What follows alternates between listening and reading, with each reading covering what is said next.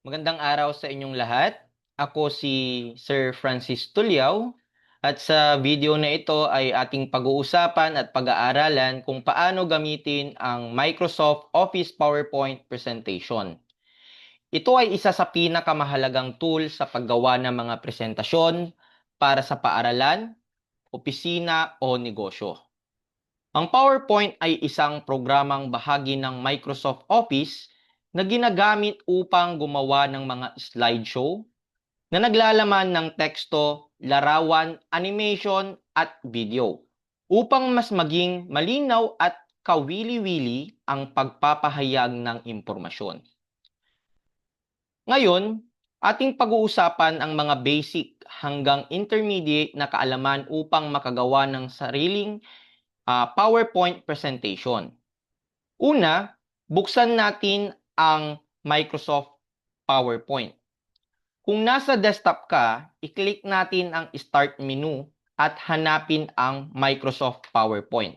So, nandito po yung Start menu po at i-click po natin yung Microsoft PowerPoint.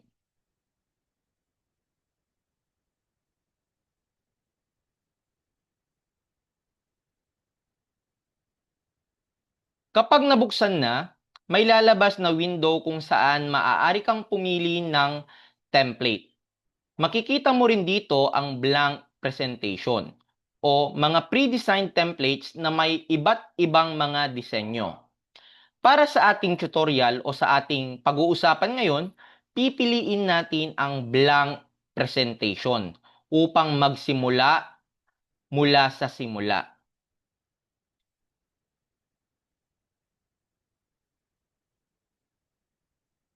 Kapag bukas na ang PowerPoint, mapapansin natin na ang ilang bahagi ng interface tulad ng title bar, ribbon, slide pane, notes pane, slide sorter. Pag-uusapan po natin yan isa-isa. Una ay ang title bar. Makikita sa itaas, ito ang pangalan ng ating file.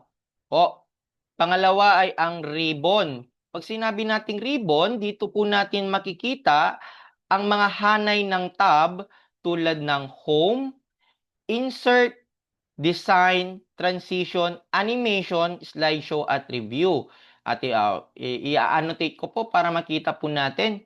Ito po yung tinatawag nating ribbon. Nandyan po sa bandang itaas po. Makikita natin yung Home, Insert, Draw, Design, Transition, Animation, Slideshow, Record, Review, View, and Help. Yan po yung tinatawag nating ribbon po. Okay po? Okay, alisin lang po natin. Next is side panel or slide pane. Dito mo makikita ang mga slide na iyong ginawa. Nandito po sa kaliwang bahagi yan. Ito po. Nandito po. Yes po, yan po. Alisin lang po natin ulit. Pangalawa, yung notes pane sa ibaba. Dito ka maaaring maglagay ng mga tala or script para sa iyong presentasyon. Dito po sa click to add notes po. Yan po. Gumawa po tayo ng sample. Sige po, lagyan lang po natin ng sulat natin, magandang araw. Gandang araw. Yan po. Yan ang tawag po dyan ay ang notes panel. Dito po natin pwedeng ilagay yung mga script natin para mas maging smooth ang ating presentasyon. Okay po? Ngayon naman, gumawa tayo ng bagong slide. So, paano gumawa ng bagong slide? Pumunta sa tab na Home. Yan, click po natin yung Home at i-click ang New Slide.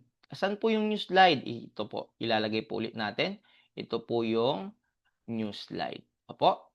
Ngayon, pag kinlik po natin yung New Slide, magkakaroon po ng bagong slide po. Maaari kang pumili ng layout depende sa iyong pangangailangan. Halimbawa, title and content, comparison, picture with caption, at marami pang iba. Para maglagay ng teksto, i-click lang ang text box at magsimulang mag-type. Halimbawa, paggamit ng PowerPoint sa edukasyon. Ilagay natin. Ayan, click natin yan. Paggamit ng PowerPoint ng PowerPoint sa edukasyon. Yan po. At sa content, pwede naman tayong maglagay ng description dito sa ibaba. Halimbawa, maglagay tayo ng description. Ginagamit ang PowerPoint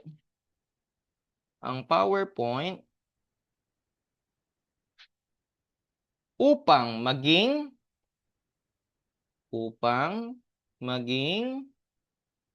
mas malinaw at kaaya-aya ang presentasyon. Okay. Sandali lamang po, nahulog po yung ating mouse at akin lamang pong pupulutin.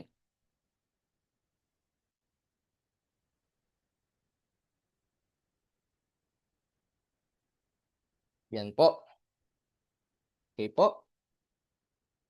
Ay, pasensya po na wala po ang ating video. Yan, napindot po natin kanina. O, yan po. Para maglagay naman ng mga larawan o video, pumunta sa tab at insert. At piliin ng pictures o video. Saan po yung yung insert na yan? Okay, atin pong ituturo.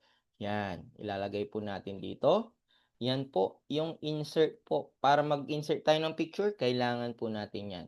Okay, pero bago ang lahat, dahil maglalagay tayo ng picture, maglagay ulit tayo ng new slide.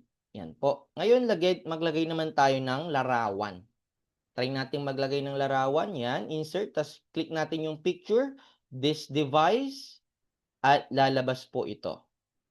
Yan po. Ngayon, pwede na tayong mamili ng larawan na ating ilalagay. Ito, halimbawa, ilagay natin itong na-download ko. Ito po. Yan po. Yan. PowerPoint Pro Tips. Okay po? Okay. Mahalaga ang disenyo upang maging kaaya-aya ang presentasyon. Ngayon, paano tayo maglalagay ng design sa ating presentasyon? Pumunta sa tab na design at pumili ng theme. Okay. Nababagay sa ating paksa. Saan po yun? Nandito po ulit. Sa may tab natin. Ito po yung design. Okay? Try nating mamili ng theme. Yan, design. At pwede tayong mamili ng iba't ibang klase ng tema na aayon sa ating presentasyon. Yan po. Yan. Okay. Ito muna ang piliin natin sa ngayon. Marami pong pagpipilian at iba't ibang klase ng tema or ng theme na babagay po para sa ating presentasyon. Para mas maging malinis tignan, sundan natin ang tatlong tips. Huwag tayo masyadong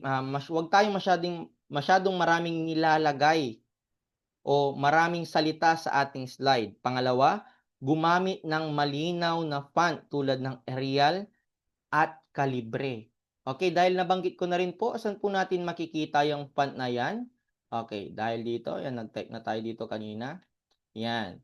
Dito natin naman makikita yung font at this font size. Okay? Ito po. Wait lang. Diyan po. Okay? Diyan po. Marami tayong pwedeng pagpilian diyan. Okay?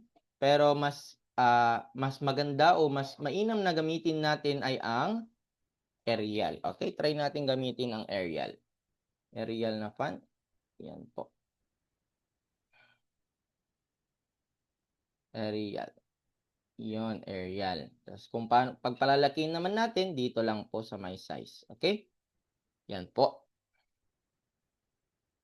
Para sa transition o animation na gusto nating ilagay sa ating slides o sa ating PowerPoint presentation, makikita din natin yan sa ating tab bar. Dito po. Dito po. Animation. Nandito naman po yung transition. Okay po? Yan. Kasi lang natin. Para sa transition, pumunta tayo sa tab na transition at pumili ng effect tulad ng fade, push, o wipe. Try natin pumili. Okay?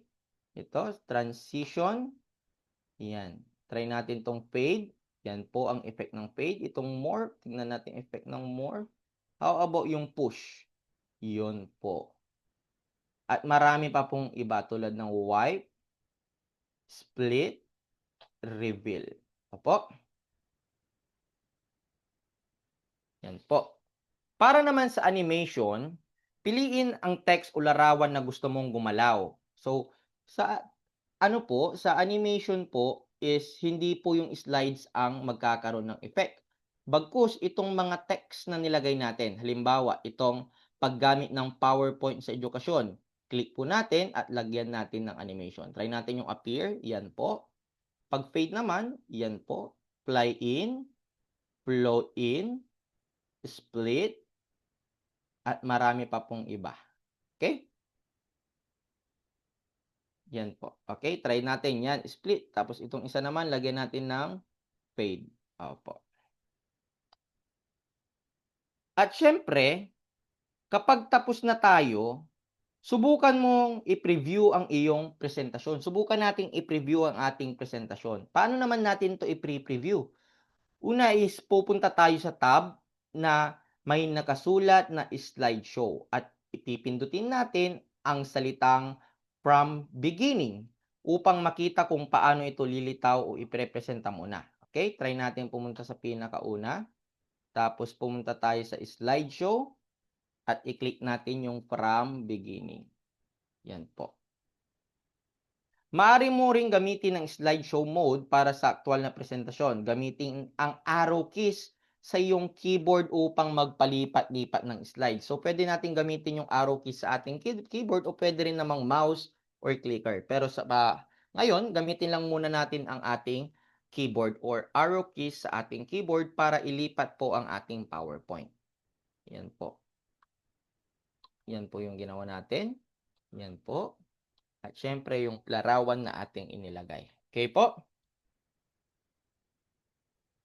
At syempre, pagtapos na nating nagawa ang ating PowerPoint presentation, huwag po nating kakalimutang isave ang ating file.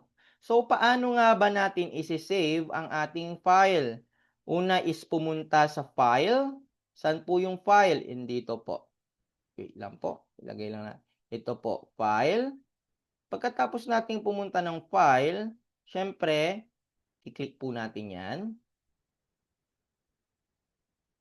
Wait lang po.